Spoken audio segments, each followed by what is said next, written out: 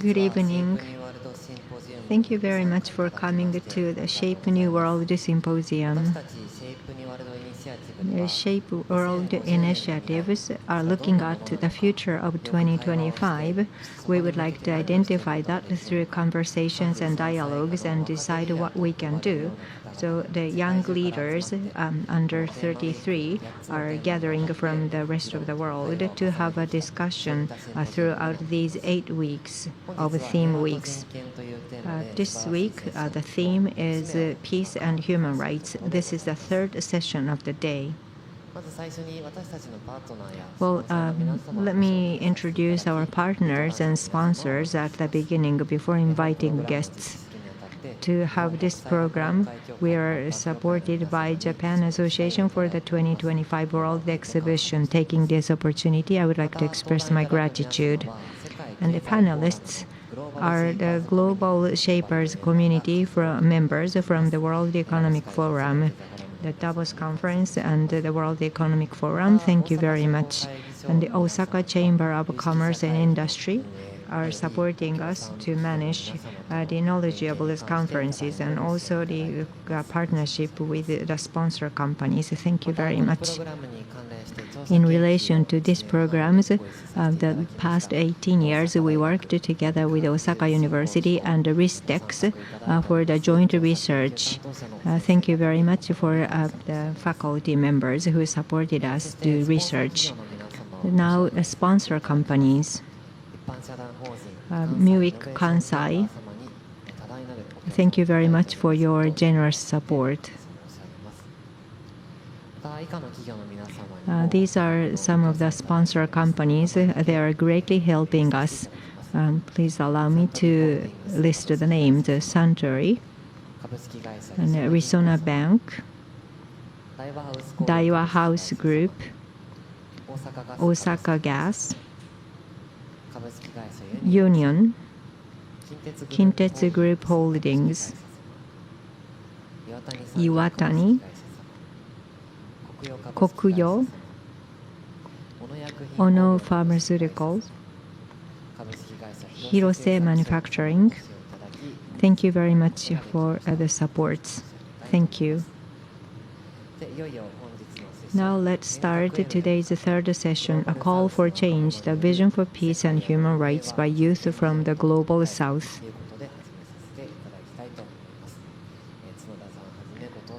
Ms. Tsunoda and all the panelists are now invited on the stage. Please give them a round of applause.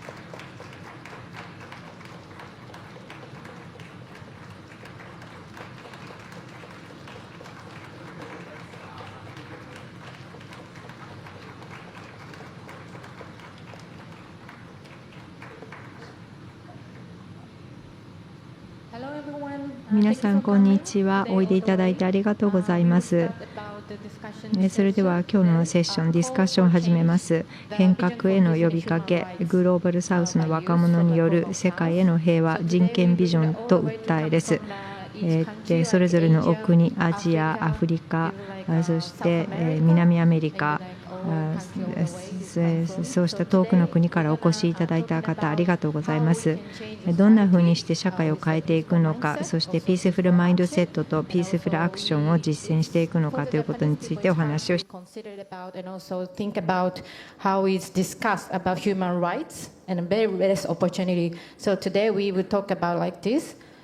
ょっとここから日本語で一つ話させてください。Okay, please allow me to speak in Japanese. We will have Q&A session. Your faces may show up in the video, but if you would like to keep it very moderate and mild, so I hope you understand that some of you may show up in the video. Okay, let's get started. I want to describe about this organizer, Shape New World Initiative. Maybe already Mr. Sakuma already talking about this. Without him, it would be not happening like this session. So thank you for Mr. Sakuma. And also this week, we coin like Peace, Human Security and Dignity Week. So this is our team member here, Yuka and Misato. She always organizes together. They will have the session in the morning. So now we have the night session has. So thank you for organizing here. So I want to thanks to my team. So this week, we are setting like this position like to eliminate all form of discrimination and achieve a society that's described here. What should the world do? What should we do? What should the people who live in like global south area? So today we were talking about their activities and also what they feel while they're living there, and also launch some project there so they can explain for us. Before to do so, today you know that Nagasaki Day and August 6th, it was Hiroshima Day. So it was 1945, this was the bombing here in each city in Japan. So it's very important to like praying some part, and we pray for the people who has passed away. So first of all, okay, thank you for everyone. So before that, I will try to comment on God of Peace. We remember that before you, the people of Nagasaki and victim of the war. So grant us courage to love our neighbors and work for the reconciliation among all nations. So in your mercy, how it starts going. So Amen, it's like Inshallah. So let's start of our session after playing time. So today's session goals will be like this. We want to talking about youth-led change and also cross-cultural dialogue and also digital peace building. So these 3 points, we create an open space for meaningful exchange between youth from different countries. I'm a Japanese, but here is come from all the way from the South, global South area. So each people has a different mindset, different action they then take about the peaceful, about the youth-led change. So we want to discuss about after these discussion, and then we can make sure that these goals can take the action together. Maybe after this session, we can create some one action to bring back home, and you can remind that, or we must to think about the peace after this discussion. So that's why we're setting these goals. So please remind us that for in your mind. So before that, I want to explain a little bit about what is Global South. I think is for Japanese people here audience is less opportunity to hear this word. So as you can see the slide, there is a geographically mainly the southern hemisphere, but not only about south hemisphere. Even like, for example, India in the north, they also categorize it as a global south as well. And also common changes, poverty, limited infrastructure, digital divide, climate vulnerability, and also political instability. And also we can mention like common strengths. Basically, we are like less infrastructure, but useful population, and also cultural diversity we have, and also rapid innovation with tech we want to talk about today, and also strong community networks. So basically, Global South is defined like this sometimes, but we must think about what is Global South meaning itself. And each individually, we must think about Global South itself. So that's why I bring this topic. And yeah, and today we want to talking about a little bit about tech side. We've set in like 2050, it's gonna be like 25 years later. The world is dramatically changed. We can't, exclude like the AI and stuff, and also like blockchain as kind of technology. So when think about like talent knows the borders, and also using technology as weapon, it's gonna be, we can create a business, and also that's affected to change the world. So we can't talking about this kind without the peace. So, and we want to share about the inequality gap in the digital era in Global South area. Here, the list of the slide, and electricity, internet, digital education access, and urban-rural tech divided. These have this kind of statistic there. I think when you think about, for example, Africa region, they think about there is a less electricity. Sometimes it's power down, and also internet access is very low. Maybe most of the audience think about that. So now in the sub-Saharan region, over 550 million people it's kind of 43%. They lack access to electricity. This is a real rate about according to World Bank estimation. Yeah, these factors we must think about itself because we are living in Japan, but it's very hard to imagine how to face, how the people who live in a global south to face this kind of situation. So these inequality gap you must think about before discussion.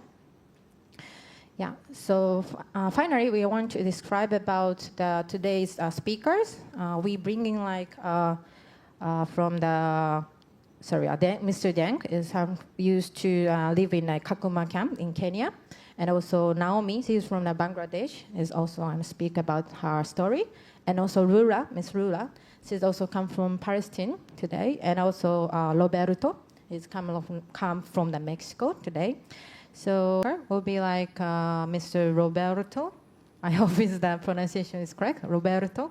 Yeah, he's coming from Mexico, and he's always I think about future global youth building, leadership, and also he's focusing like sustainability, is also like environment, like all cultural transformation like this. So he's also sometimes using like tech about speak and with tech, but his expert is like sustainability. So maybe he can explain about a bit about sustainability with tech and stuff. So yeah, please go ahead. Yes, thank you so much. Good afternoon to everyone. Yes, as you mentioned, what we do in Mexico, specifically in Youth Building the Future Global, is started as a group of youth, just in a university club back in 2015. Now we got over 10 years of work. And what we do is exactly to position the Global South voices, and just to add a little bit of that description of the Global South as you shared before, Mio, I think, and I was taking some notes while you were saying it, I think the Global South, it's beyond that geographical description. It's an experience, because it's the result, or the Global South is the ashes of a colonialism model that was oppressed, that was impulsed into different countries. So this experience, it's full of, as I said, of ashes, of racism, classism, of a binary system that oppress women and men, and also all species. So that experience of Global South is what we push forward, those voices of youth around the globe to share their own experience, their narrative, and their life. We call it climate latitudes, because we are all being affected from climate change, but we are not being affected in the same way. And the concept of Global South limited to geographically will limitate also the effects of climate change to the global north, which could be Great Britain, or could be Canada, or the United States, or different countries. So yeah, those are some pictures. What are we doing in Mexico? And I think mainly is collaborative work, and such a powerful word, because it's not an individual. It's not about just doing things by yourself or doing it alone, but have to do it collectively. To fight racism, classism, colonialism, and binary models, you have to take all those deceptive voices and all those vulnerability groups, the marginalized, and unite them, the LGBTQ community, the people with disabilities, the Afro-descendant, the women, the people that fight for animals. And that's a little reflection of that. And as I said, not only people from one country, but from multiple countries, from multiple narratives that have lived, that have experienced all those oppression systems. And yeah, in these 10 years, we have done it in so many different ways. As my colleagues, Rula was sharing, doing on social media, taking all the resources that we have, the internet, media, press, literally everything, and take it as ours and spread that message, because it's not an individual message, it's a powerful message, and you can see how many youth around the world is really willing to change that model.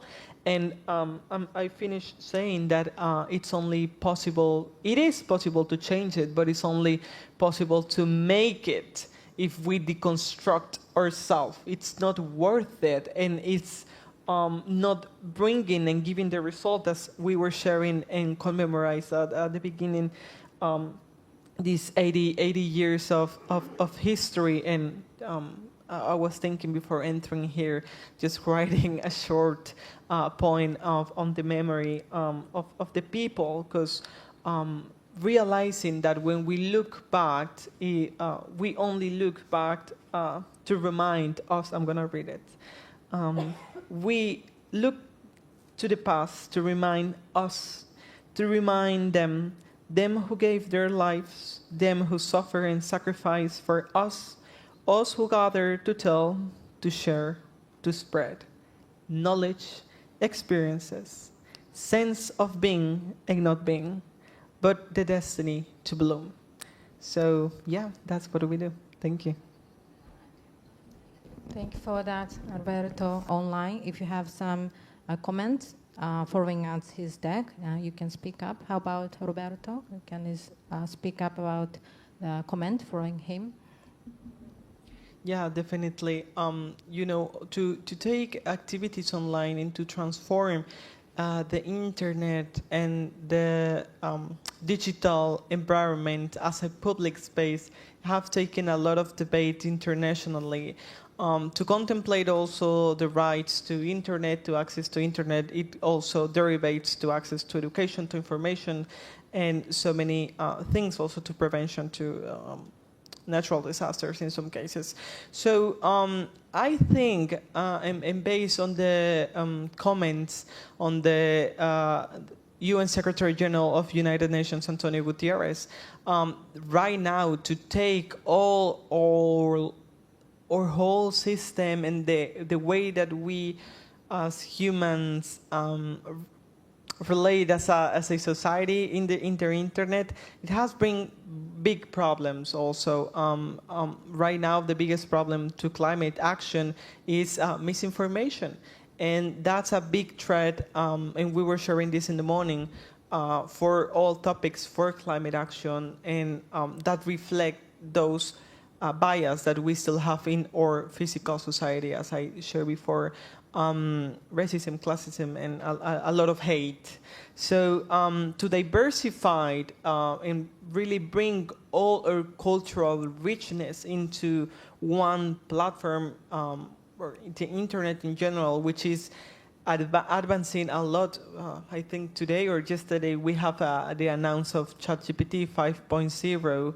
And what does this mean? It means that the more information we generate, the better we have to system to analyze and resume all that information. So I'm going to say that quote that is important, because in the SDG 4 of UNESCO, the Education Youth Network, there was a conversation some months ago when people were talking about artificial intelligence.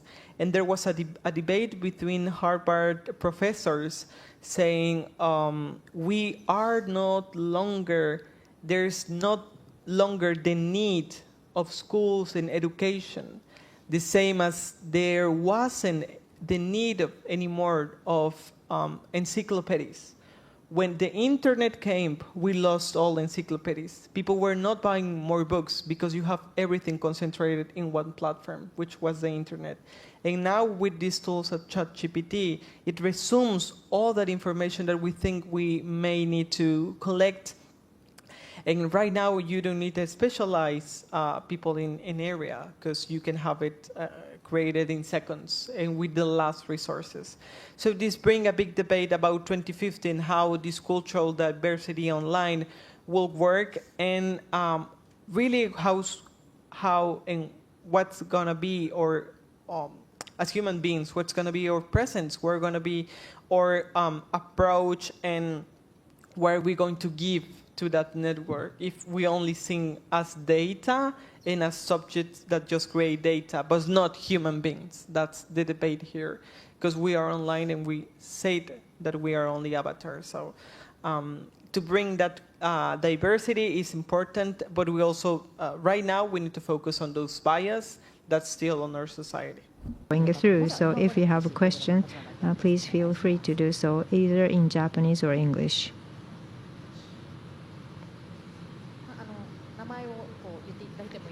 You can name, you can direct the questions. About the, so especially when people live in refugee camp, people want to go outside of their country or like be an immigrant in the US or Canada or so, yeah. So a lot of people want to go outside, right? So in the long term, is that a good thing, or does government or like a lot of like in the long term, is it better that people get job in their own country, like in the digital or like computer science or something? So, I'm sorry. My question is it a good thing that people goes outside to be an immigrant? This question will be answered, maybe. Oh, Roberto, you can go. Oh, thank you. I love your question. It's really important because I take some notes, and we need to remind that we are probably just one meteorological catastrophe away to become climate migrants, for example.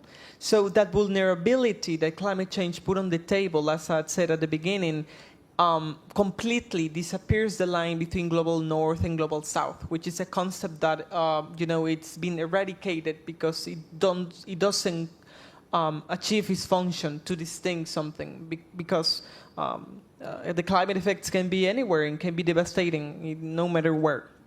So a good thing or bad thing to have migrants, that depends on the conditions that we create. So I have written 2 books, one called Culture and Social Reset and the Minimus Vitalis, and I talk about that. The fact of integrate hundreds or millions of people in a society, it depends on the cultural and the social and how they're integrated into your society. You cannot just add people into your society if you don't find a way to integrate them. Integrating them is being part of the community, being part of the economy, and give them a value, to humanize them. Because probably the condition they're migrating from, it was kind of dehumanized, even climate change. So, for example, I'm going to mention a case that we have in Mexico right now. So Mexico population is around 130 million right now, but we are expecting 30 million of migrants within the 10 coming years. That's a fact. We recognize that all the people from Latin America will migrate north, and it's already happening. The diaspora from Venezuela, from Ecuador, from multiple countries, either for climate change or for social, political crisis. So, as I said, it's a good thing or a bad thing. That depends on the conditions that we created. So how do we create good conditions? Because at the end of it all, people add a value to PIB for the economies. So if we create those conditions, if we recognize them the rights that another citizen or national citizen have, we could have a good experience. So that's what we're trying to do, to humanize our sisters and brothers from Latin America who are also oppressed by that racism and I don't know the word when it's from another country, when it's hate. Yeah, when you hate people from other country, I can't remember. Yeah, from xenophobia, exactly. We need to understand, and it's through education. So definitely to socialize, to create those conditions, as I said before, It takes a lot of time because it's a change of the mindset and the habits of the people, but that depends. If you just only add those people into your society, it will end up in a chaos. We have multiple cases. I took some before because we have some agreements internationally, as Rwanda and Congo we were sharing, Armenia and Azerbaijan, Gaza and Israel, Colombia and Venezuela. Those are some peace agreements that we have in these past 12 months, and it's happening because we are recognizing those boundaries and barriers that we have created at limiting that growth, and not only economically, but also socially. That richness of cultural thing, we are not going to miss it just because hate, you know. So, real quick to that question, we love to mention Rwanda within the four of us. So when the genocide of Rwanda happened and the distinction of the Hutus and the Tutsis happened, it happened because the government have all the information, because all the information was centralized, because there wasn't a division. So the thing here is not about give your information to the government, it's centralization. So that's the real topic behind. And also, I was thinking about the other example, but I think I just forgot. Yes.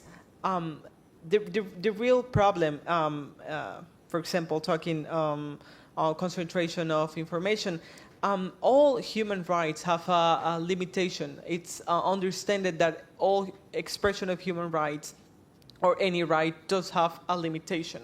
So to understand digital citizenship is also to understand the basic of the internet, and as I also mentioned at the beginning, if we consider the internet a public space or not, in the infrastructure and etc.